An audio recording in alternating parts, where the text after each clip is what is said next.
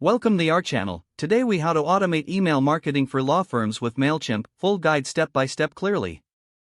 To automate email marketing for your law firm using Mailchimp, start by creating a Mailchimp account.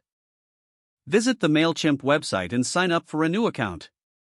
Choose a subscription plan that suits your firm's needs. Once logged in, navigate to the dashboard.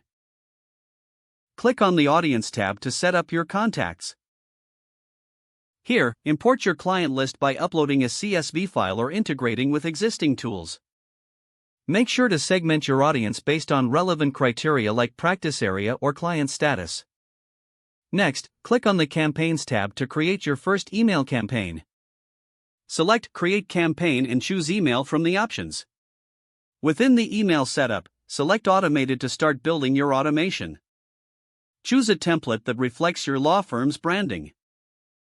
Customize the email subject line, content, and design to engage your audience. Incorporate personalized elements by using merge tags for client names or case types. Set the trigger for your automation, such as when a new client is added to your audience. You can also select specific dates for automated reminders or newsletters. Once your email is designed, review the settings for the automation. Decide how often you want the emails to be sent and to which segments of your audience. After reviewing all settings, click Start Sending to activate your campaign. Monitor the performance of your automated emails through the Analytics dashboard. Track open rates, click rates, and overall engagement. Adjust your automations based on performance metrics to improve effectiveness. Continuously refine your audience segments and email content for better results. Leverage Mailchimp's A/B testing tools to identify what resonates best with your viewers. Use feedback from clients to enhance your email marketing strategy over time.